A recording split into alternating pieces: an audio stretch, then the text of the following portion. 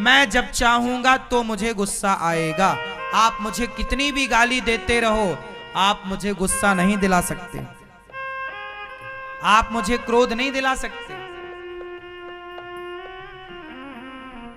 आप मुझे कितना भी गाली दो, मुझे गुस्सा नहीं आएगा। गुस्सा तब ही आएगा जब मैं स्वयं चाहूंगा कि हाँ जी यहां गुस्से की जरूरत है, आनी आ जाएगी। आप मुझे गाली देते रहो, मुझे गुस्सा नहीं आएगी, क्योंकि मैं आपके इशारों पर नहीं नाचता, मेरा मन मेरे इशारों पर नाचता है। जिसका मन जिसके हिसाब से नाचता है ना, वो सफल है। आपका कंट्रोल आपके बेटे पर बाद में बने, आपका कंट्रोल आपकी पत्नी पर, परिवार पर बाद में बने, पर आपका कंट्रोल आपके मन पर पहले होना चाहिए। यदि है तब तो आप जितेंद्रिय हैं। हमारा देश, हम किसी राजा महाराजा को जीतने पर विश्वास नहीं करते, हम किसी राजा को नहीं जीतना चाहते। हम भारतीय हैं, हम अपने मन को जीतना चाहते हैं। पूछो उन राजाओं से जिन्होंने सैकड़ों राजाओं को जीता, पूछो उन राजाओं से कि क्या तुमने सैकड़ों राजाओं को जीत कर भी क्या तुमने अपने मन को जीता? और मन को नहीं जीता तो सैकड़ों राजाओं को जीत कर भी आप दुखी ही रहेंगे। सुखी व्यक्ति तब होगा जब अपने मन को जीतेगा। इस संसार में सुखी वही हो सकता है जिसने अपने मन को जीता हो। और जीतना मतलब कंट्रोल। जब आप चाहेंगे तब क्रोध आएगा, जरूरत पड़ने पर लोभ आएगा, वरना लोभ नहीं। 1 करोड़ रुपया किसी का पड़ा हो, मैं कभी उस पड़े हुए पैसे की ओर, पड़ा हुआ सोना हो, कुछ भी मैं कभी देखता नहीं। उठाने की तो छोड़ो, देखता भी नहीं। जो मेरी कमाई का है, मेहनत का है, वो 1 रुपए क्यों ना हो, वो मेरे लिए बड़ा है। पर व्यर्थ का करोड़ों पड़ा हो, मेरे लिए माटी है। लोभ हो, अपने पैसे का हो, अपने मेहनत के पैसे का लोभ हो, भाई ये मेरा है, मेरी मेहनत का है, ये मेरा है। लेकिन आपका पड़ा है 1 करोड़ रुपया, मुझे मतलब नहीं। लोभ होना चाहिए, अपने का लोभ रखो ना। कंट्रोल मन होगा, कंट्रोल में मन होगा तो ये स्थितियां उत्पन्न होंगी। मन कंट्रोल केवल अपने पति और अपनी पत्नी को देखकर ही मन में काम का संचार हो। किसी और स्त्री को, हमारे गुरुजी एक दिन बता रहे थे कि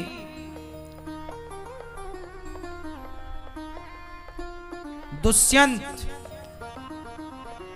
एक राजा हुए हैं। हमारे देश में महाभारत में उनकी चर्चा है। एक राजा हुए दुष्यंत, उन्होंने जंगल जब गए, वो जंगल, तो वहां एक संत जी की कुटिया, देख बहुत कितनी गहरी बात बोलूंगा, आप समझ लेना। एक राजा थे दुष्यंत, वो जंगल गए और जंगल में रास्ता भटक गए, तो उन्हें एक जंगल के अंदर कुटिया पर एक सुंदर सी कन्या दिखाई पड़ी, शकुंतला। क्या नाम था? शकुंतला। तो जब शकुंतला वो संत की कुटिया में थी, तो संत की कुटिया में थी, बहुत सुंदर थी। तो राजा दुष्यंत, राजा ने जब उस कन्या को देखा, तो राजा के अंदर ना उस कन्या को देख करके काम का संचार हो गया, मतलब वासना जाग गई। और जब वासना जागी तो राजा दुष्यंत ने प्रश्न किया उस कन्या से, देवी आप संत की कुटिया में हैं, लेकिन मेरा मन कहता है कि आप ब्राह्मण कन्या नहीं हैं, क्योंकि मेरा मन आज तक किसी ब्राह्मण कन्या को देखकर चंचल नहीं हुआ, आपको देखकर चंचल हो रहा है। मतलब जरूर आप ब्राह्मण कन्या नहीं, क्षत्रिय होंगी, इसलिए मेरा मन चंचल हुआ है। तब उस कन्या ने बोला कि हाँ महाराज, मेरे माँ बचपन में ये संत जी के पास छोड़ के चली गई थी और उन्होंने लालन पालन किया है। संत जी मुझे बेटी के रूप में रखते हैं, पर मैं ऋषि कन्या नहीं हूं छत्राणी हूं। हाँ देखिए, एक राजा का मन, मतलब पहले की ये थी कि कोई उम्र से छोटी हो, उम्र से बड़ी हो, तो उस कन्या को देखकर भी मन चंचल नहीं हो सकता था। यदि वो छत्राणी है, क्षत्रिय है तो छत्राणी को, यदि कोई ब्राह्मण कन्या है तो ब्राह्मण का मन यदि किसी ब्राह्मण कन्या को देखकर चंचल हुआ तो वो सोच लेता था कि ये ब्राह्मण है इसलिए चंचल हुआ। बाद में उन्होंने फिर उनसे विवाह किया, बाद में उन्होंने उनसे विवाह किया। विवाह किया ये नहीं कि मन चंचल कर रहा है तो जबरदस्ती पकड़ के और उसका दुराचार करें उसके साथ ना। धर्म, पहले विवाह, क्या तुम तैयार हो मेरे से विवाह कर? हाँ हाँ, आप राजा हैं, मैं आपके साथ विवाह करने को तैयार हूं। फिर उन्हीं का पुत्र हुआ भरत। कहानी लंबी है, कभी सुनाएंगे आपको कि बाद में फिर ये अपनी इस पत्नी को भूल गए थे। एक अंगूठी दी थी कि तुम आना कभी तो हमारे, जब ये अंगूठी दिखाओगी तो वो हम पहचानेंगे, तो इनकी अंगूठी खो गई, पहचाना नहीं। बाद में फिर वो अंगूठी मिली और फिर दोनों ने एक दूसरे को स्वीकार किया। मैं आपको केवल इतनी सूक्ष्म बात बताने जा रहा हूं कि मन को जो साध लेता है, वो साधा हुआ मन ना किसी को भी देखकर चंचल नहीं होता। इसलिए आज 99.99 लोग ऐसे हैं जो अपने मन से कभी बात करते ही नहीं है, जो कभी अपने मन को सही गाइड करते ही नहीं है, जो कभी अपने मन को सही दिशा देते ही नहीं है, जो कभी अपने मन को समझाते ही नहीं है, जो कभी अपने मन को डांटते ही नहीं। तुलसीदास जी डांट रहे हैं, रे मन तू सत्संग कर, छोड़ जगत की रीत, अंत समय पछताएगा जब आयु जाएगी बीत। आप लोगों ने गलतियां ये की कि कभी अपने मन से बात नहीं की, कभी अपने आप से बात नहीं की। मन को कंट्रोल कैसे करेंगे आप? कोई काम किया उसके लिए? भाई घर बनवाओगे ना तो पैसा जोड़ना पड़ेगा, रोटी बनाओगे ना तो आटा किसी के घर में आटा गूथा जा रहा है, समझ लो रोटी बनने की तैयारी है।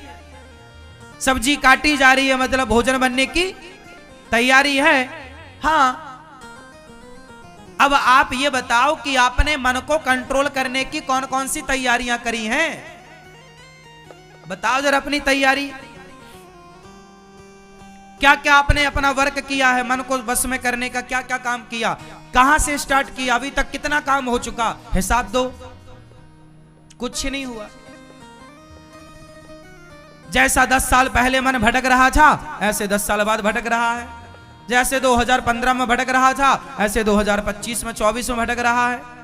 ऐसे ही 2030 में भटकता रहेगा। ऐसे ही भटकता भटकता फिर मर जाएगा। आप मर जाओगे। लो, सारी जिंदगी तुम्हारा मन भटकता ही रहा। तुम जवानी से बुढ़ापा, आज मरने की स्थिति में बहुत लोग हैं और फिर भी तुम्हारा मन चंचल। तो मेरा सवाल यह है, कितनी सारी उम्र पाकर आप लोगों ने कितना मन को संभाला? क्या काम किया आप लोगों ने? केवल बच्चे पैदा करने में लगे रहे तो बच्चे तो तुमसे ज्यादा सुअर भी पैदा कर लेते हैं।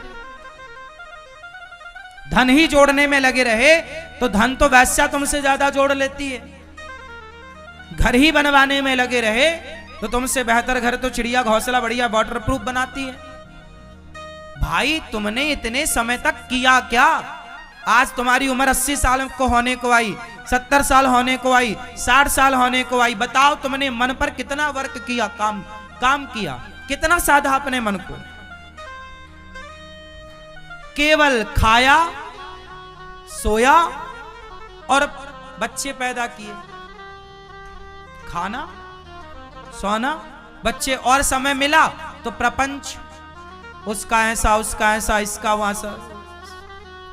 ये समय आपका गुजर रहा है। मेरी मां, हम जो बातें कह रहे हैं वो आपके समझ से भी परे हैं, शायद आप में से कोई समझा हो। मन को साधने के लिए आपको समय निकालना पड़ेगा। अपने मन से आपको बात करनी पड़ेगी। अपने मन को आप को समझाना पड़ेगा। जैसे किसी को शुगर की बीमारी है तो उसे समझाना पड़ता है ना कि अब शक्कर नहीं खाना, अब चाय नहीं पीना, अब रबड़ी नहीं खाना, खाओगे तो शुगर बढ़ जाएगी, मर सकते हैं। समझाता है ना वो, अब नहीं करना, मीठे से दोस्ती, क्यों जी? समझाएगा मन को तो बचेगा, वरना मर जाएगा। ऐसा ही है, एक जगह आपने मन को समझाया, अभी बहुत सारा मन को समझाना बाकी है। तो आज से कितने लोग अपने मन से बात करेंगे? क्या बात करोगे? क्या बात करोगे आप बैठे बैठे? हाँ, मन को कैसे भगवान में लगाया जाए? चलो रीढ़ की हड्डी सीधी करो, पालथी मार के मस्त बैठो। आज तुम्हारे मन से कुछ काम करा ही लेते हैं।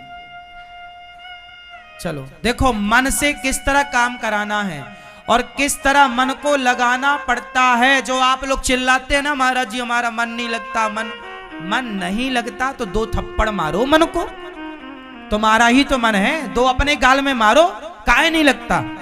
क्यों नहीं लगता? ये तुम्हारी कमी है। मीराबाई तो नहीं बोलती थी कि मेरा मन नहीं लग रहा है। लग रहा, लगता है। कैसे लगेगा? थोड़ा आप लोग अपने घर में बैठा करो और प्रभु का ध्यान किया। ध्यान बहुत जरूरी है। मन को बस में करने का एकमात्र उपाय है सत्संग। कथाएं सुनो और ध्यान करो। कथाओं में ही हम ध्यान करना सिखाएंगे, इसलिए कथाएं सुना करो। रोज साधना चैनल पर 3 बजे से 6 बजे तक कथा सुना करो। चलो आंखें बंद करो, सभी लोग अपनी आंखें बंद करेंगे और एक छोटा सा ध्यान करेंगे भगवान का। जैसा मैं कहूंगा मन को, अब पूरा काम मन से करना है। आप जहां हो आप तो वहीं रहना। अब मन से चलते हैं। मैया तुम्हारे गटा बंद नहीं हो रहे हैं, थोड़ा बंद कर लो मेरी मां। आंखें बंद करो और अब मन से पूरा काम करना है।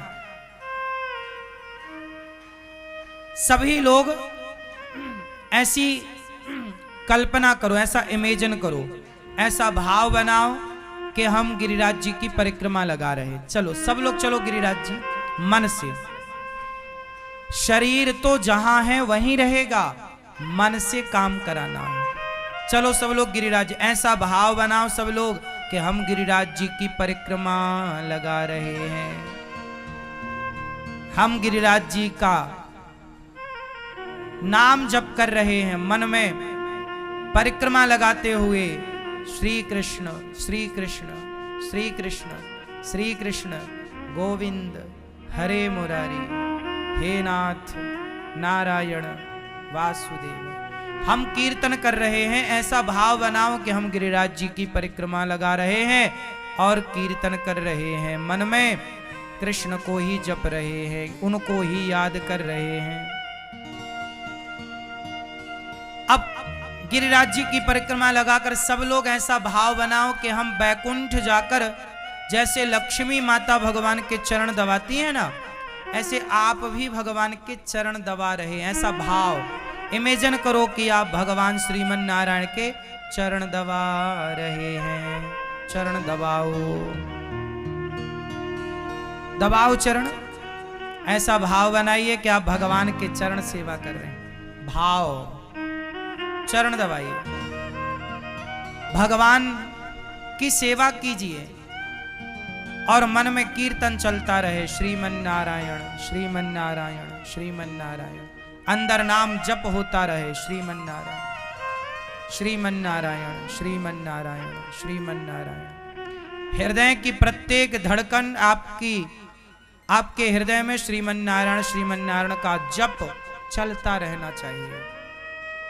अब सभी लोग ऐसा भाव बनाओ कि हम सब अयोध्या जी गए हैं, और सरयू स्नान कर रहे हैं अयोध्या जी में। सब लोग चलो नहाओ सरयू जी, भाव से इमेजिन करो कि हम नहा रहे हैं सरयू। फिर साफ सुथरे कपड़े पहनकर अब रामलला का दर्शन करने जा रहे हैं। सब लोग भाव कि हम रामलला का दर्शन कर रहे हैं। अब ऐसा भाव बनाओ कि हम वृंदावन आकर बिहारी जी का दर्शन करने गए और बिहारी जी की सुंदर सी छवि सामने है। उनके घुंघराले से बाल, मोर का पंख, उनके सुंदर सा उनका स्वरूप, उनके गाल, उनके होंठ, उनके गले में पड़ी हुई माला, सुंदर सा श्रृंगार। अब आप हाथ जोड़ो और भगवान से कुछ कहो। सब लोग हाथ जोड़ के मेरे संग बोलेंगे।